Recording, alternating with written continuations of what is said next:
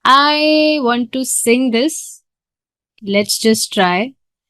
Chintamani prakar sadmasu kalpa vriksha lakshavriteshu surbhir abhipalayantam lakshmi sahasra sata sabharma yamanam govindamadi purusham tamham bhajami. Okay, I tried it. Anyways, so yeah, Brahma Samhita states this. Just a second.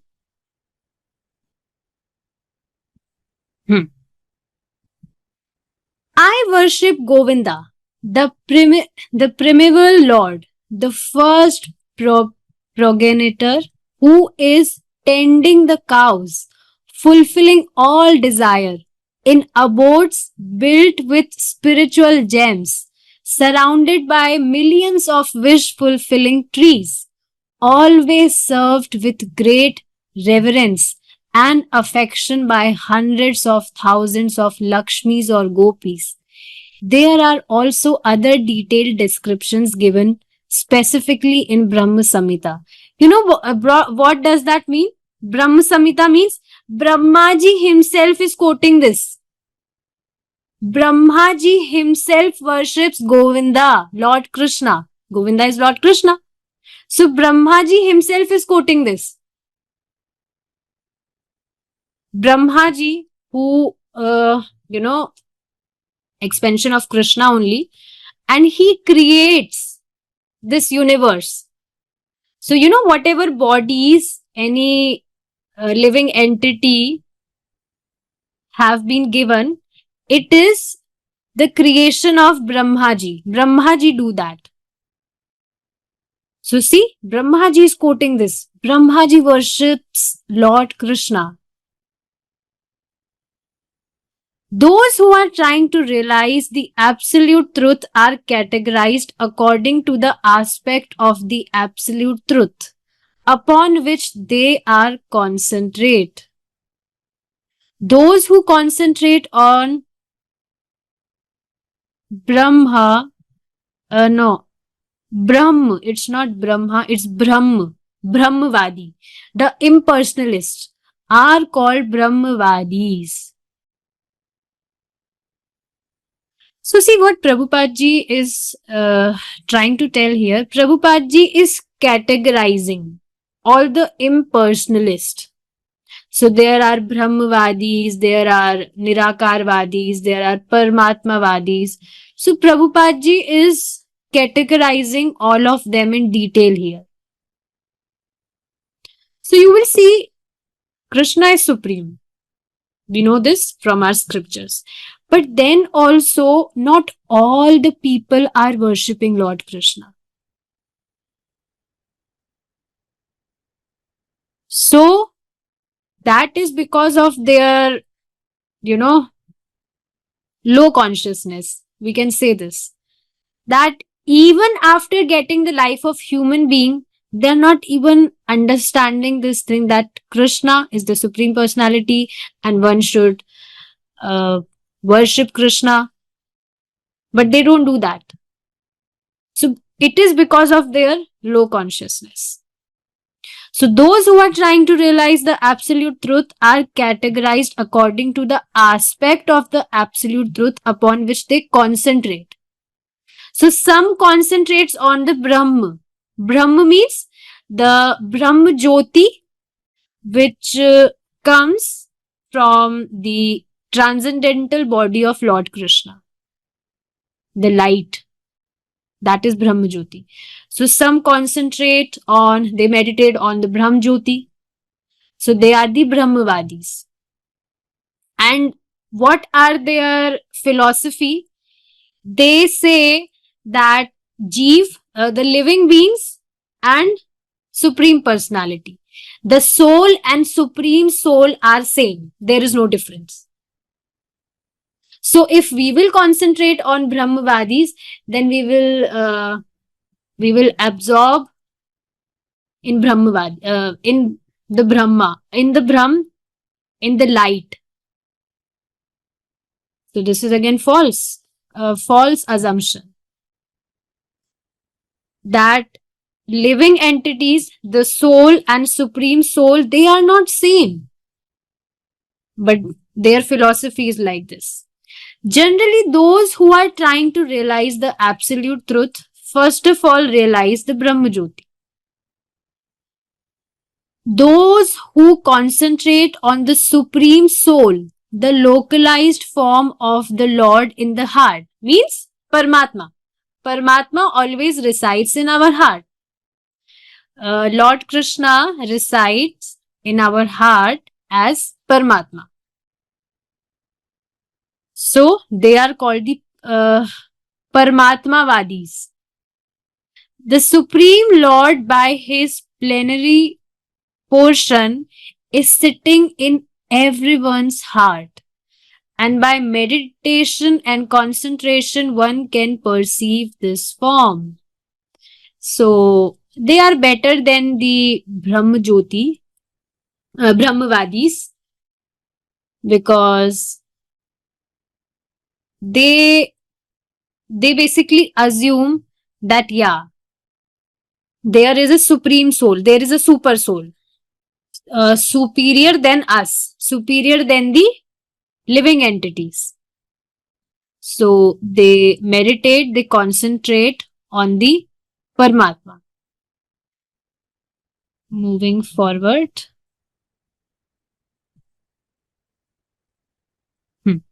So they are the Paramatmavadis. The Supreme Lord by his plenary portion is sitting in everyone's heart. We call it 𝗲𝗵𝗵𝗺, right? Okay. So yes, Lord Krishna resides in everyone's heart. And by meditation and concentration, one can perceive this form. Not only is he within everyone's heart, but he is situated also within every atom of the creation. Yes, this is true. But this is our, what to say? This is because of our very low consciousness that we can't experience. Can you experience like whatever around you, you just look at that? Can you experience that this is Krishna? This mobile phone is Krishna? This mic is Krishna? No, we can't even, when we see the photo of Lord Krishna, then also we can experience that. But Krishna is situated within every atom of the creation. That can be anything. This Paramatma realization is the second stage, which is better than the Brahmavadis. The third and last stage is the realization of Bhagwan, the Supreme Personality of Godhead. Because there are three main stages of realization. The Supreme Absolute Truth is not attained in one birth.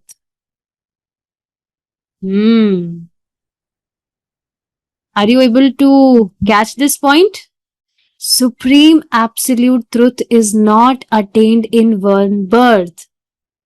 But because of the mercy of our Guru Maharaj, Srila Prabhupada Ji, whoever chant 16 rounds, follow 4 regulative principles, he will definitely go back to Godhead. See the mercy of Srila Prabhupada Ji.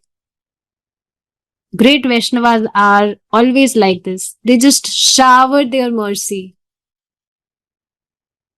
Bahunam janmanam ante. If one is fortunate, he can achieve the ultimate in 1 second. So, from this, I'm remembering one thing. Once, one of the disciples of Srila Prabhupada Ji, he asked that how much time does it take to become Krishna conscious? Prabhupada Ji said, 1 second. Yes, this is true. So, it all depends on our intention. So if one is fortunate, he can achieve the ultimate in 1 second. But generally it takes time. But generally it takes many years and many births to realize what God is. So devotees should always appreciate their fortune. Just see our fortune. Just see the fortune of devotees. We are exactly on the path which whoever will follow, he will definitely deliver from this material world. So see, the mercy of Lord. This is all because of the mercy of Lord. He only chose us to follow this path. Otherwise, we have no any capacity or capability or no any quality to, to follow this path. So see the mercy of Lord. So it takes many years and many births to realize what God is. All right. Next, there is this shloka.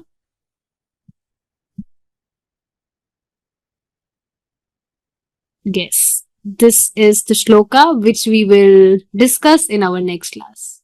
We will stop our discussion here now. Srila Prabhupada ki jai, Nitai Gaur Pramanande, Hari Bol. We will meet tomorrow if Krishna is willing. Hare Krishna.